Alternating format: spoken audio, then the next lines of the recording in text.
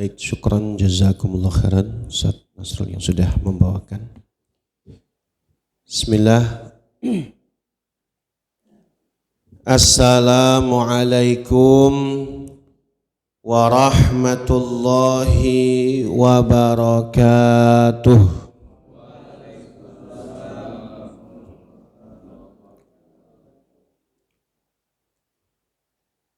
Innal hamdalillahi nahmaduhu wa nasta'inuhu wa nastaghfiruh wa na'udzu billahi min shururi anfusina wa sayyiati a'malina man yahdihillahu fala mudilla lahu wa man yudlilhu fala hadiyalah. Ashhadu an la ilaha illallah wahdahu la syarika lah wa ashhadu anna Muhammadan abduhu wa rasuluhu la nabiyya ba'dah amma ba'd. Qala Allah tabaraka wa ta'ala a'udzu billahi minasy syaithanir rajim. Ya ayyuhalladzina amanu taqullaha haqqa tuqatih wa la tamutunna illa wa antum muslimun. Faqala Rasulullah sallallahu alaihi wasallam ittaqillaha haitsu ma kunta wa atbi'is sayyi'atal hasanata tamhuha wa khaliqin nasa bi khuluqin hasan. Pada yang kami hormati al-asatidzah wal ustadzat, para tokoh masyarakat, para hujjaz, wabil khusus Ketua DKM Masjid Miftahul Iman dan jajarannya, Bapak Ibu dan saudara sekalian yang dirahmati Allah Subhanahu wa ta'ala. Alhamdulillah atas karunia Allah, segala nikmat yang Allah berikan ini begitu besar, sehingga pada kesempatan ini Allah berikan kepada kita kesempatan untuk mendirikan sholat subuh berjamaah. Kita duduk sejenak untuk saling menasihati di dalam kebaikan dan kesabaran. Sholawat beriring salam semoga selalu dihaturkan kepada Nabi kita Nabi Muhammad SAW beserta keluarganya, para sahabatnya, serta para pengikutnya yang selalu senantiasa meneladani sunnah-sunnahnya hingga yaumil qiyamah. Bapak Ibu sekalian yang dirahmati Allah, kita akan membahas satu tema yang sangat relate, yang sangat sesuai dengan waktu dan keadaan kita ya. Karena ini di bulan Zulqa'dah di tanggal 20-an ya, berarti tinggal 9 atau 10 hari lagi kita akan memasuki bulan Zulhijjah. Allah Subhanahu wa ta'ala berfirman, A'udzu billahi minasy syaithanir rajim wal fajri wa layalin 'ashr. Dan demi waktu subuh dan juga 10 hari malam, 10 malam, wa layalin 'ashr. Kata as wa layalin 'ashr di sini juga termasuk harinya. Para ulama sebagian menyebutkan itu adalah 10 hari awal bulan Zulhijjah. Sedangkan Nabi kita Nabi Muhammad SAW mengatakan, ma min ayyamil amalis salih fihinna, tidak ada suatu hari yang lebih baik untuk kita melakukan amal-amal kebajikan di dalamnya illal ashrul awal min Dzulhijjah, melainkan adalah 10 hari pertama di bulan Zulhijjah.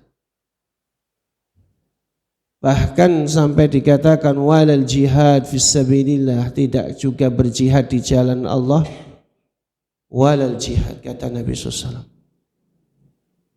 Jadi amalan-amalan yang dikerjakan di 10 hari pertama bulan Zulhijjah itu bahkan bisa menandingi atau lebih baik dari orang yang mengorbankan harta dan jiwanya di dalam berjihad di jalan Allah. Berperang. Padahal berjihad di jalan Allah itu adalah merupakan amalan tertinggi, sampai disebutkan sebagai zirwatus sanamil Islam, puncak amalan dalam agama Islam, yang tentunya nilainya itu gak besar karena yang dikorbankan bukan hanya harta dan waktu, tapi satu-satunya pemberian nyawa. Nyawa kita ini cuma 1 lembar ya Pak. Itu dikorbankan di jalan Allah. Tapi untuk 10 hari pertama bulan Zulhijjah, amalan apa saja yang kita kerjakan? Kalau dalam riwayat, amalan utama termasuk berpuasa. Puasa 10 hari awal Zulhijjah. Kemudian amalan apa saja yang ada, termasuk amalan induk, semuanya bisa dikerjakan di 10 hari awal bulan Zulhijjah. Apa aja bisa. Sholat pasti bisa, puasa pasti bisa. Yang mau ngeluarin zakat memang udah waktunya juga bisa. Semuanya bisa dikerjakan di 10 hari awal bulan Zulhijjah. Makanya ketika dibandingkan apa keutamaan 10 hari awal Zulhijjah dibandingkan 10 akhir Ramadan, mana yang terbaik? Itu sering dibanding-bandingkan. 10 hari awal Zulhijjah dengan 10 hari akhir bulan Ramadan. Kalau dari sisi malamnya, 10 hari akhir Ramadan itu utama karena ada Lailatul Qadar. 10 akhir Ramadan. Tetapi kalau bulan Zulhijjah mau pagi, siang, sore, malam, 10 hari itu utama.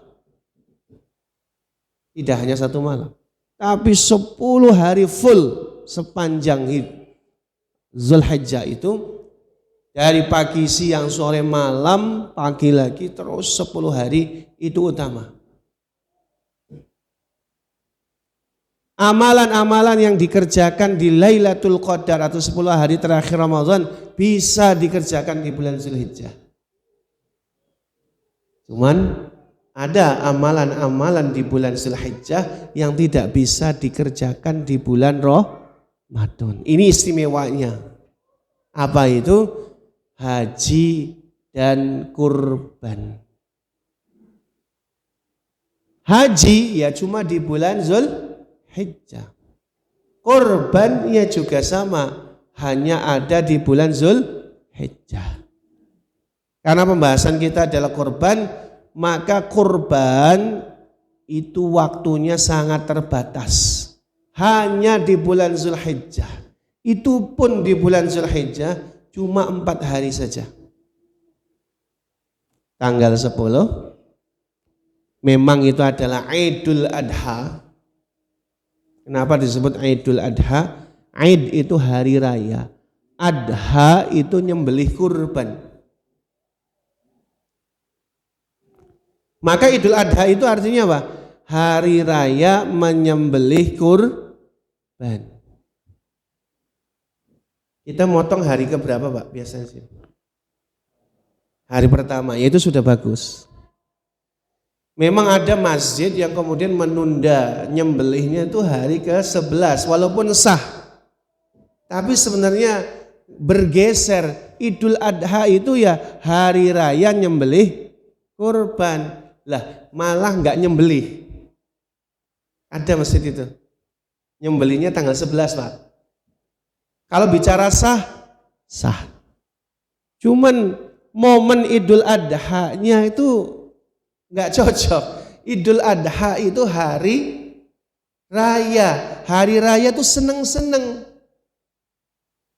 Tujuannya adalah ketika hari raya itu ada saudara-saudara kita yang mereka memang berada di bawah garis kemiskinan, yang tidak pernah beli daging, akhirnya di hari itu dapat daging. Lah ini dipotongnya tanggal 11. Nah makanya geser Idul Adha-nya nanti hari ke-11. Kalau bicara hukum sah, tapi tidak cocok dengan nama hari Idul Adha-nya. Hari raya Idul Adha kok malah tidak nyembelih kurban. Jadi orang-orang malah nggak makan daging, padahal harusnya seneng-seneng. Lah kalau ada orang yang kemudian ngasih liburnya, kantornya itu cuma hari raya Idul Adha aja, kasihan betul. Makanya kita katakan ya Idul Adha ya nyembelih lah. Walaupun mungkin capek, ya bikinlah panitia yang lebih profesional. Kalau memang pengurus masjid tidak sanggup, cari yang profesional. Istilahnya kalau profesional itu kan cepat ya Pak ya. Beleh, potong, selesai. Tapi kalau pengurus masjid bisa membawa masyarakat juga bisa, oke, no problem, nggak apa-apa, bagus. Malah melibatkan. Tapi yang pada intinya jangan hanya gara-gara nggak mau repot di hari Idul Adha malah nggak motong. Itu malah bergeser pada nilai Idul Adha-nya gitu. Ditambah berapa? Hari tasyrik 11, 12, 13 Zulhijjah. Itu adalah hari kita bisa menyembelih hewan kurban. Jadi boleh Bapak nyembelih 11, 12, 13 enggak apa-apa. Bagus juga. Yang saya miris adalah sekali lagi jangan sampai pengurus masjid menyerap banyak kemudian aspirasi masyarakat untuk berkorban tapi nyalurinnya enggak bisa. Saya nemuin sampai dikubur-kubur. Ada pengurus masjid nyembelihnya kebanyakan tapi nyalurinnya kemana enggak tahu. Nah, malah kemudian dibuang-buang. Ini sangat disayangkan. Maka oleh karenanya tetap kita bicarakan bagaimana menyembelih kurban itu ada nilai-nilai sosial yang memang harus kita terapkan. Nanti kita bahas secara lebih detail. Kurban itu dari bahasa Arab Bapak. Kurban itu dari kata koroba. Yakrobu, artinya adalah dekat. Artinya adalah dekat. Secara etimologis, kurban itu dari kata koroba yakrobu. Artinya adalah mendekat. Adapun secara terminologis, Syekh Wahbah Az-Zuhaili mengatakan adzabhu lillahi ta'ala fi ayyamin nahr min bahimatil an'ami taqarruban ilaih. Bahwa yang namanya kurban itu adalah adzabhu lillah, menyembelih karena Allah, fi ayamin nahr, di hari-hari memang hari-hari nahr, hari-hari menumpahkan darah kurban, mim bahimatil an'am, dari hewan-hewan ternak tertentu, taqarruban ilaihi, dalam rangka mendekatkan diri kepada Allah. Makanya kita bicara bahwa hewan kurban atau kurban itu az-zabhu. Zabah. Sebenarnya nanti ada dua kata ya. Dari kata zabaha, kemudian ada dari kata naharo. Jadi kalau ada kalimat zabaha atau ada nahara, sama-sama artinya menyembelih. hanya berbeda teknisnya. Kalau dzabah itu hanya diperuntukkan bukan hanya diperuntukkan untuk hewan sembelihan kambing dan sapi. Itu dzabah. Terutama kambing. Teknis untuk menyembelih kambing itu ya dzabah. Dzabah itu ya digorok. Disembelih dengan cara digorok. Cocoknya adalah untuk kambing dan sapi, Pak. Adapun nahr, ya tadi kita sebutkan fasholli li rabbika wanhar. Wanhar itu juga sembelih, tapi kalau nahr itu adalah untuk onta, Pak. Karena menyembelih onta itu beda, tidak bisa digorok. Onta kalau digorok, Pak, masih bisa jalan itu sampai ke metro. Iya, berjam-jam dia baru mati kalau digorok. Makanya caranya adalah nahr.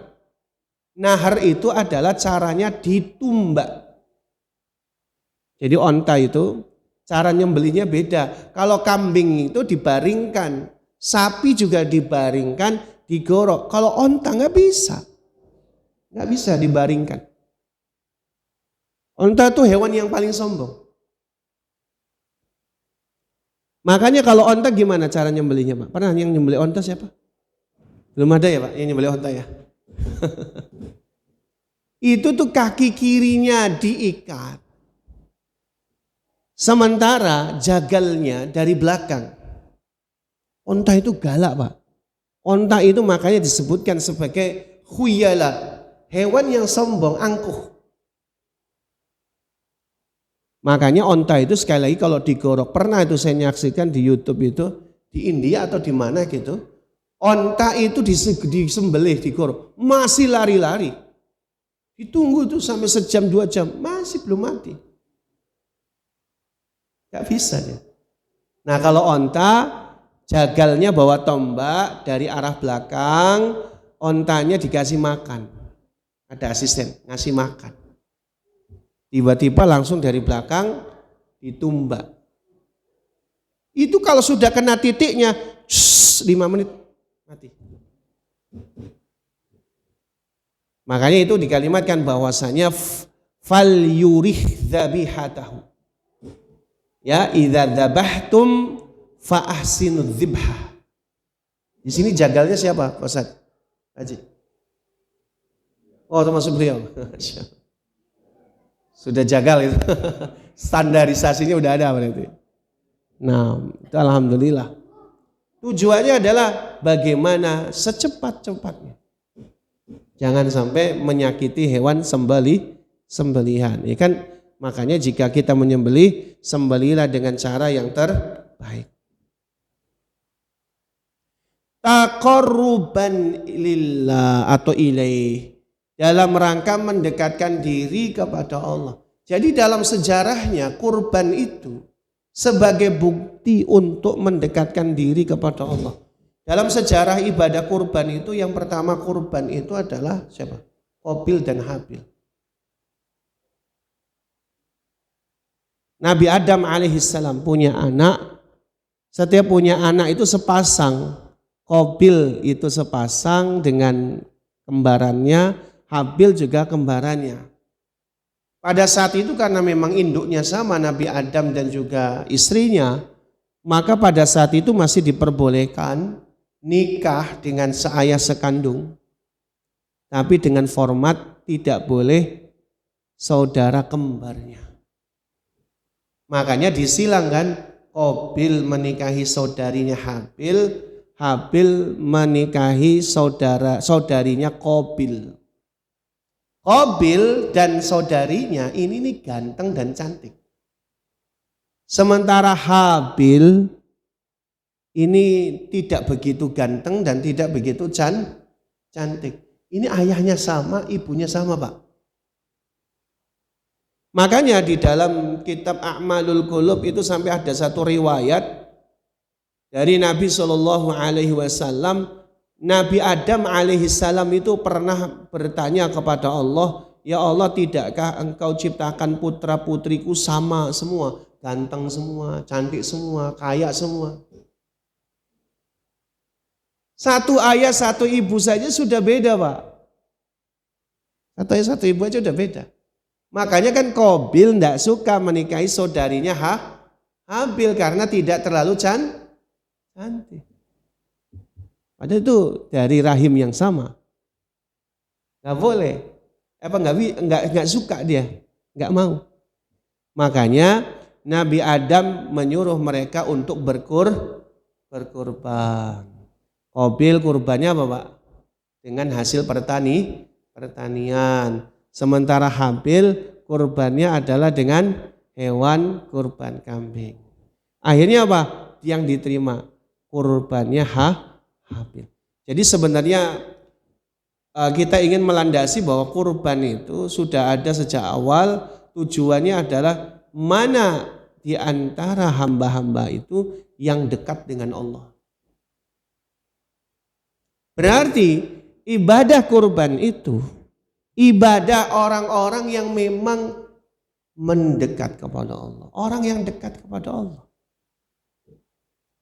Saya sering mengatakan kurban itu bukanlah ibadah orang kaya. Bukan. Kalau ibadahnya orang kaya itu Pak, spesifik zakat. Pak. Haji itu bukan orang kaya, bukan. Kalimatnya manis tato'a ilaihi sabila. Bukan orang kaya. Makanya orang haji itu ya jalannya macam-macam. Ada yang memang pakai uangnya. Ada yang sampai jalan kaki kan. Sampai dipulangkan tuh ada. Oh, jalan kaki terlalu lama ya. Teman-teman tuh ada yang kemudian naik motor. Itu masih bisa lah naik motor, sepeda itu masih bisa. Naik haji. Artinya jalannya macam-macam. Tidak mesti kaya. Tapi kalau namanya zakat itu mesti kaya. Enggak ada bapak-bapak bayar zakat kalau enggak kaya. Kenapa, Pak? Karena zakat itu ada nisabnya. Ya kan? Ada nisab harta minimal yang Bapak nanti jadi wajib zakat. Kalau emas nilainya 85 gram emas. Diuangkan berapa, Pak? 85 gram. Emas sekarang berapa, Bu? 2 juta. 2 juta kali 85 gram berarti 170 juta. Jadi kalau ada orang punya uang 170 juta, lalu milkut tam dimiliki sempurna selama 1 tahun penuh, barulah wajib zakat. Karena zakat itu adalah ibadahnya orang kaya. Punya simpenan tidak berkurang 170 juta itu Masya Allah. Mesti orang kaya. Kalau nggak kaya maka kepake terus itu uang. Tapi kalau kurban itu bukanlah ibadahnya orang kaya. Bukan. Kurban itu ibadahnya orang yang ingin mendekatkan diri kepada Allah. Ini sebagai sampel ya, bukan berarti mengharuskan. Kita bicara, kalau bicara hukum, kita harus tegas hukumnya. Kalau bicara hukum, apa hukumnya seorang muslim yang ingin berkorban, tidak punya uang hari ini, bolehkah minjam? Hukumnya boleh. Ingat ya, bukan saya nyuruh utang, bukan. Hukumnya boleh. Jadi kalau hari ini kita nggak punya uang karena kita bukan orang kaya, tapi karena kurban itu cuma 4 hari, saya mau berkorban, saya mau utang. Maka hukumnya boleh, nggak masalah. Karena kalau saya nggak utang, saya nggak bisa kurban. Ya udah, kurban lah. hukumnya boleh. Contohnya mana? Ada di dalam riwayat Sufyan Ats-Tsauri, seorang ulama, dia punya guru namanya Abu Hatim Al-A'sam. Abu Hatim Al-A'sam ini ulama miskin. Di akhir bulan Zulqa'dah dia nyari-nyari utangan untuk bisa berkorban. Dan beliau itu kalau korban setiap tahunnya 1 ekor onta sendirian. Loh, kan 1 ekor ber7, boleh? Iya boleh, 1 ekor ber7 tuh boleh. 1 ekor sendirian ya boleh banget.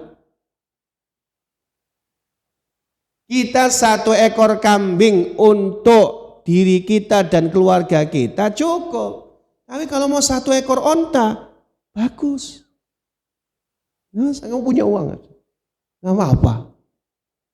Nah, Imam Abu Hatim Al-A'sam ini dia nyari hutangan untuk korban 1 ekor onta. Padahal beliau miskin, Pak. Maka Sufyan Ats-Tsauri bertanya kepadanya, bagaimana kok berhutang wahai gurunda? Maka beliau menjawab dengan surat Al-Hajj ayat 36, A'udzu billahi minasyaitonir rajim, walakum fiha khair. Di dalam ibadah kurban ini ada kebaikan yang tak terhitung jumlahnya untukmu. Kalaupun berhutang, Allah yang bayar. Bukan kita yang bayar, Allah yang bayar. Lewat bagaimana?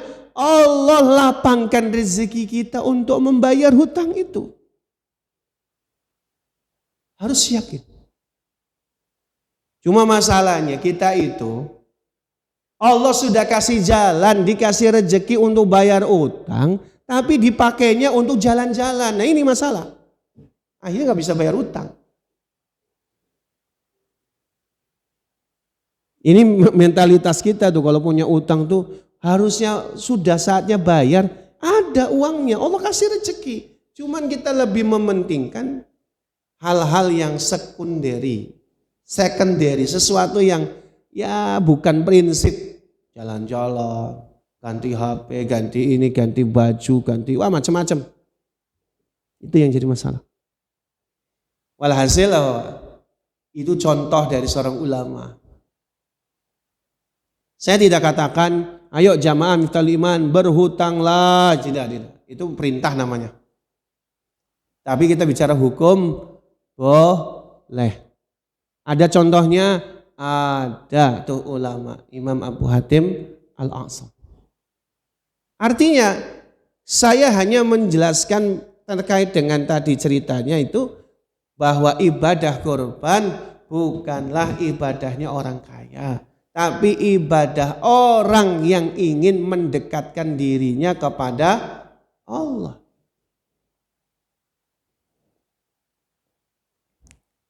Kemudian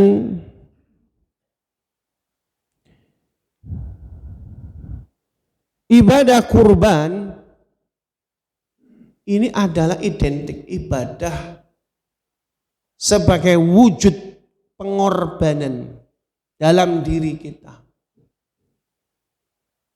Untuk kita mentaati Allah Subhanahu wa ta'ala. Bagaimana kita untuk taat kepada Allah? Kita harus mengorbankan apa yang ada pada diri kita. Kisah yang masyhur itu adalah bagaimana kisah Nabi Ibrahim alaihissalam dengan Ismail. Ini kita melandasi, Pak. Saya tadi sudah nanya ke Ustaz Nasrul, kita sudah OTW 6 sapi. Ya, alhamdulillah. OTW betul Pak Ji ya. OTW. Berarti tinggal 1 lagi tuh, 2 atau 1 lagi. Tahap 6. Berarti kemarin katanya 5. Berarti naik tuh, masya Allah. Alhamdulillah. Kita ingin melandasi, jangan sampai kemudian kurban kita kurang bermakna. Jadi kalau kita bicarakan kisah Nabi Ibrahim alaihissalam, ini mengharu birukan. Bapak Ibu, ketika Nabi Ibrahim meninggalkan Hajar dan Ismail di Mekah, di bumi yang tandus, tidak ada pepohonan. Itu 11 tahun gak ditengok Nabi Ismail. Gak ditengok. Putra yang masih bayi itu. Bukan Nabi Ibrahim tega, bukan. Syariat untuk para nabi sebelum baginda Nabi Muhammad itu apa, Pak? Mereka itu by order. Tergantung perintah dari Allah. Kalau Allah belum memerintahkan, belum bergerak. Itu bedanya dan istimewanya Nabi Muhammad SAW itu. Perintahnya umum, pelaksanaannya terserah beliau. Tapi kalau Nabi yang lain tuh by order. Perintah. Wahai Musa, lempar tongkatmu. Begitu. Nabi Musa lempar tongkat, nggak tahu tongkat mau jadi apa, nggak tahu. Tapi kalau Nabi Muhammad SAW, perintahnya umum, pelaksanaannya strategi Nabi SAW dibimbing wahyu. Kalau minta mukjizat, minta Nabi SAW. Itu bedanya. Jadi selama 11 tahun Nabi Ibrahim tidak nengok anaknya. Maka ada perintah untuk beliau ke Mekah, kesempatan untuk nengok anak istrinya. Sore hari nyampe di Mekah, sore hari. Ketemu anaknya yang 11 tahun ya ketemu. Gimana Pak rasanya? Ditinggal sejak bayi, ketemu sore hari setelah 11 tahun. Rasanya kayak apa? Udah haru biru itu. Hatinya sudah luar biasa. Sayangnya luar biasa. Kangennya luar biasa. Wajar. Anak sendiri, istri sendiri. Ya istri juga kangen pasti. Tapi anak tuh lebih kangen lagi. Lebih kangen lagi anak itu. Ya Pak ya? Bapak kalau keluar kota yang dikangenin ibunya apa anaknya?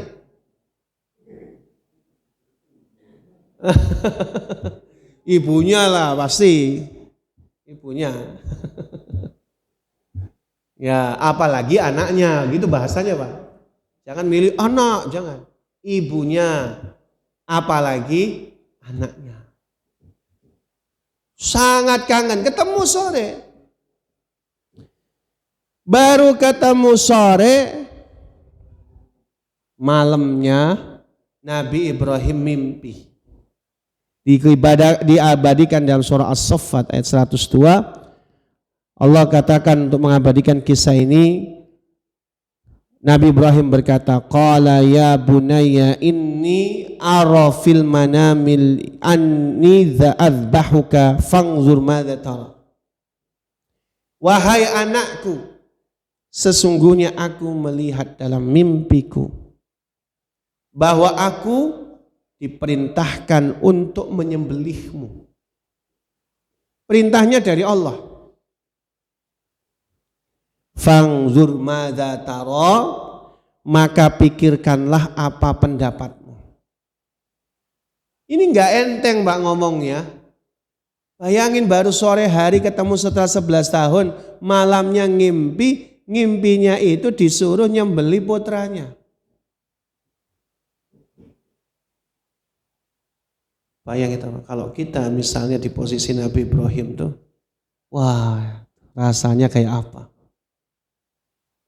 Tapi ini beliau tanyakan kepada putranya Ismail. Lalu kemudian apa yang diucapkan oleh Ismail? Ya abadi, if'al ma tu'mar satajiduni insyaallah minas sabirin. Wahai ayahku, kerjakanlah sebagaimana yang Allah perintahkan, Rabbmu perintahkan kepadamu. Engkau akan mendapatiku termasuk golongan orang yang bersabar. Lalu kemudian di dalam surat As-Saffat 103 dikatakan falamma aslama wa tallahu lil jibbina wa nadainahu an ya Ibrahim qad sadaqtu ar-ru'ya inna kadzalika nazzil muhsinin. Tatkala keduanya telah berserah diri, Ibrahim membaringkan anaknya di atas pelipisnya. Bayangin Pak, posisinya Ismail sudah dibaringkan seperti kambing yang mau disembelih. Sudah dibaringkan, sedangkan goloknya sudah akan diayunkan. Lalu apa? Dikatakan di dalam riwayat ini, ketika kemudian mau diayunkan, Nabi Ismail diganti dengan seekor domba yang gemuk. Nabi Ibrahim lulus ujian ketaatan. Hal ini sebenarnya pelajaran besar. Ketika kita melaksanakan ibadah kurban, itu adalah bentuk ketaatan kita kepada Allah.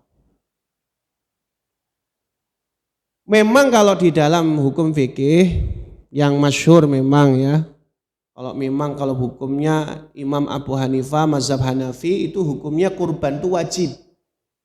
Bagi yang mampu wajib. Tapi mayoritas ulama adalah hukumnya sunnah muakkadah. Berdasarkan hadis Nabi SAW, beliau bersabda, man kana lahu sa'ah, barang siapa yang dia punya kemampuan,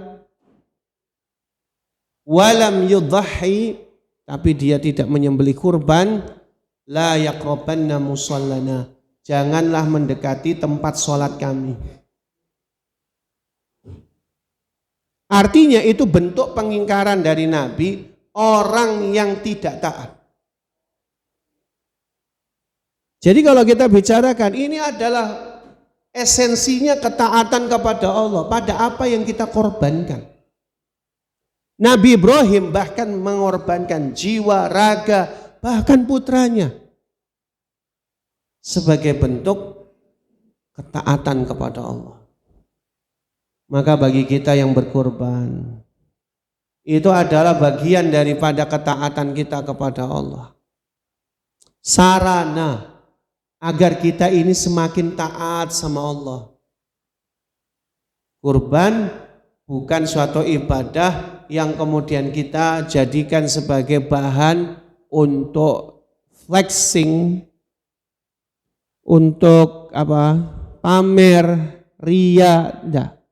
Tapi ini semata-mata adalah sebagai bentuk ketaatan kita kepada Allah Subhanahu wa ta'ala. Berikutnya, ketika kita menyembelih hewan kurban, Allah Subhanahu wa ta'ala mengajarkan kepada kita agar kita bagaimana mencintai Allah lebih dibandingkan apapun juga. Sementara di dalam surah Al-Baqarah 165 Allah katakan walladzina amanu asyaddu hubban lillah. Orang beriman itu sangat besar cintanya kepada Allah. Mari kita bahas tentang mahabbatullah, cinta kepada Allah. Jadi ketika kita melaksanakan ibadah kurban, itu adalah perwujudan cinta kita kepada Allah lebih daripada harta kita, duniawi kita, bahkan diri kita sendiri. Sementara kalau ada orang yang pelit tidak mau berkorban, itu sudah menjadi tanda dia lebih cinta dunianya daripada cinta kepada Allah. Kan orang yang kalau bisa kata pelit bakhil itu, kenapa orang pelit bakhil? Ilustrasinya orang bakhil itu gimana Pak? Ini harta dunia. Ilustrasinya orang bakhil. Dipeluk erat bagi dia, tidak mau lepas. Berarti orang yang dipeluk itu, orang yang meluk hartanya itu, pelit, tanda cinta dia. Cinta pada harta. Lebih daripada cinta kepada Allah. Yang kedua Pak, kalau orang pelit itu, ketika dia mendekap hartanya tidak mau lepas, itu dia tidak yakin dengan melepasnya Allah kasih ganjaran lebih besar daripada apa yang dia sedekahkan. Sementara kata Imam Ibnu Qayyim al-Jauziyah, sedekah yang paling utama di hari-hari nahar itu adalah kurban. Makanya kita katakan kalau ada orang yang dia tidak berkurban padahal mampu, itu bakhil, cintanya kepada dunia lebih daripada cinta kepada Allah. Padahal dia mampu. Nah, kita kan nggak mau dikatakan cinta kepada dunia kan. Saya kira kalau kita dikatakan kepada masing-masing kita, apakah kamu cinta dunia? Wah, kita bilang enggak. Tapi ketika kita punya kemampuan tidak mau berkorban, itu sudah katakan bakhil. Cinta kita pada dunia lebih daripada cinta kepada Allah Subhanahu wa ta'ala. Qala Ibnu Qayyim al-Jauziyah, wal ubudiyah asasuhal hub, fala ubudiyata biduni hubbilillah. Inti dari penghambaan seseorang itu kepada Allah adalah cinta. Maka hakikat ibadah itu adalah cinta. Tidak ada penghambaan yang benar tanpa cinta. Ketika seseorang cinta kepada Allah, dia lebih daripada cinta pada dunianya. Ketika dia berkurban, itulah bentuk penghambaan kepada Allah Subhanahu wa ta'ala. Bapak sekalian yang dirahmati Allah. Qala As-Sa'di, berkata Syekh Abdurrahman As-Sa'di, "Famahabbatullahi la takunu bimujarrati da'wah." Cinta pada Allah itu tidak cukup dengan klaim. Ya cukup. Bala muda an tusaddiqa bittiba'ir rasul, dan harus diwujudkan, dibuktikan dengan mengikuti Rasulullah SAW. Ketika Rasulullah SAW memerintahkan untuk berkurban, maka berkurbanlah. Yang kita sembelih itu adalah ego kita. Yang kita sembelih itu adalah hedonnya kita. Yang kita sembelih itu karat-karat jiwa kita. Makanya Allah katakan di dalam surah Al-Hajj ayat 37, la yanalallaha luhumuha wala dima'uha walakin yanaluhut taqwa minkum. Sekali-kali yang sampai kepada Allah itu tidaklah darah dan daging kurban yang kamu sembelih, tetapi yang sampai kepada Allah Subhanahu wa ta'ala itu adalah takwamu. Takwa.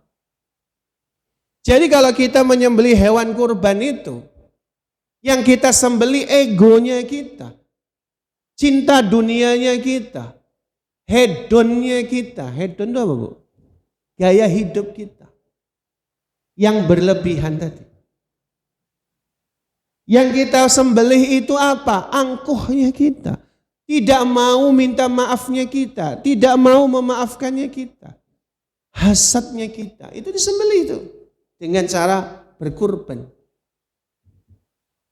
Jadi kurban itu yang sampai kepada Allah bukanlah darah dan dagingnya, tapi adalah ketakwaan kita kepada Allah. Imam Al-Qurtubi mengatakan, innama yataqarrabu ilaihi bin niyatil khalisah la yasuru bila bisuril amal. Yang sampai kepada Allah adalah niat yang ikhlas dari ibadah kurban yang kita lakukan itu sebagai jalan supaya ibadah kita itu diterima. Jadi bukanlah semua bentuk amal nyembelih kurbannya secara fisik, tapi adalah bagaimana niat-niat yang ikhlas dalam rangka beribadah kepada Allah Subhanahu wa ta'ala. Kita katakan inna sholati wa nusuki wa mahyaya wa mamati lillahi rabbil alamin. Kita ikrarkan. Inna sholati sesungguhnya sholatku wa nusuki. Nusuk itu apa Pak? Diterjemahkan ibadah. Nusuk itu adalah ibadah kurban. Makanya sering disandingkan dalam surah Al-Kautsar itu fasalli li rabbika wanhar. Artinya salat disandingkan dengan kurban. Karena apa? Karena kurban itu juga sama ibadah ritual sebagaimana salat untuk mendekatkan diri kepada Allah. Jadi Bapak sekalian yang dirahmati Allah tabaraka wa taala, jadi kurban itu pula sebagai kita menyembelih kotor-kotoran jiwa, akhlak jelek kita. Makanya bagi yang berkorban ya, itu sekaligus yang kita katakan kurban kan adalah aspek batin dan zahir kita.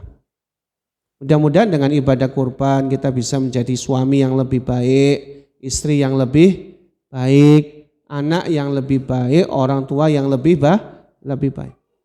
Terakhir, kurban sebagai rasa syukur kepada Allah. Makanya di dalam surah Al-Kautsar kita sebutkan inna a'tainakal kautsar. Apa itu Al-Kautsar? Al-Kautsar itu adalah nikmat yang banyak. Walaupun nanti dalam tafsir ada haud. Ada namanya sungai di surga namanya Al-Kautsar. Lalu Allah berikan telaga haud Kautsar kepada Nabi SAW. Tetapi secara umum Al-Kautsar itu adalah nikmat yang banyak. Bapak Ibu sekalian yang dirahmati Allah. Orang yang mereka berkorban itu tandanya dia bersyukur atas nikmat kehidupan. Masya Allah tabarakallah. Kalau bicara kita nikmat kehidupan, nafas saja Pak. Kita dalam 1 menit itu nafas berapa kali Pak? Rata-rata jumlah nafas kita itu 16 kali per menit. Kalau 1 jam 960 kali. Kalau 1 hari 23.040 kali. Kalau 1 bulan 691.200 kali. Kalau 1 tahun kita bernafas 8.294.400 kali. Kalau sekali nafas itu dihitung rupiah, nggak usah lama, nggak usah mahal-mahal. Pakai biaya yang paling murah. Sekali tarikan nafas 100 rupiah aja. Maka di dalam 1 tahun Mbak, kita bayar untuk nafas aja 829.440.000 rupiah untuk nafas. Itu kalau sekali tarik nafas 100 rupiah. Nah, sekarang harga oksigen mahal, nggak mungkin sekali tarik 100 rupiah. Gimana? Itu kalau sekali tarik nafas 100 rupiah, 1 tahun kita bayar 830 juta. Dilipatkan. 830 juta. Tapi Allah katakan wa qalilum min ibadiyas syakur, sedikit sekali di antara hambaku yang bersyukur. Bayar 829 juta mana yang sanggup? Udahlah 3 juta cukup untuk kurban. Itu sudah termasuk mata, sudah termasuk telinga, jantung, liver, lambung, limpa, waduh usus, banyak banget nikmat yang Allah berikan kepada kita itu. Kalau dihitung pakai uang kita ini nggak bisa bayar. Makanya alhamdulillah kita masih bisa bernafas, masih bisa melihat. Ya mbok ya syukuri dengan nilai-nilai yang memang mewujudkan rasa syukur. Jadi kalau kurban setiap tahun 3 juta, itu angkanya sangat jauh dari 830 juta. Baru 1 nafas. Ya mosok cuma dari 830 juta dikorting 3 juta aja orang berat. Masya Allah. Bahkan saya lihat di papan ada yang 2.700.000 saja. Kalau 2.700.000 Pak, itu setidaknya sehari nabung 8 ribuan. 8.000 nabung kali 30 240. Nyampe tuh. 2.700.000 setahun. Nabung tiap hari Bu 8.000 rupiah. Nyampe 2.700.000. 8.000 kalau beli bakwan berapa? Cuma dapat 6 ya sekarang tuh. Cuma dapat 6 tuh. Makanya 8.000 tiap hari. Rasa syukur kita pada Allah. Nanti 1 tahun 2.700.000. Bisa berkorban. Wallahu a'lamu bissawab. Demikian apa yang bisa kita sampaikan dalam ibadah kurban yang kita landasi. Tentunya dahsyat sekali ibadah ini. Kita cukupkan. Wallahu a'lam bissawab. Kayaknya waktu sudah habis. Nggak ada pertanyaan ya Pak ya? Cukup ya. Barakallahu fikum. Waktu dan tempat saya kembalikan kepada Ustaz Naso. Assalamualaikum warahmatullahi wabarakatuh.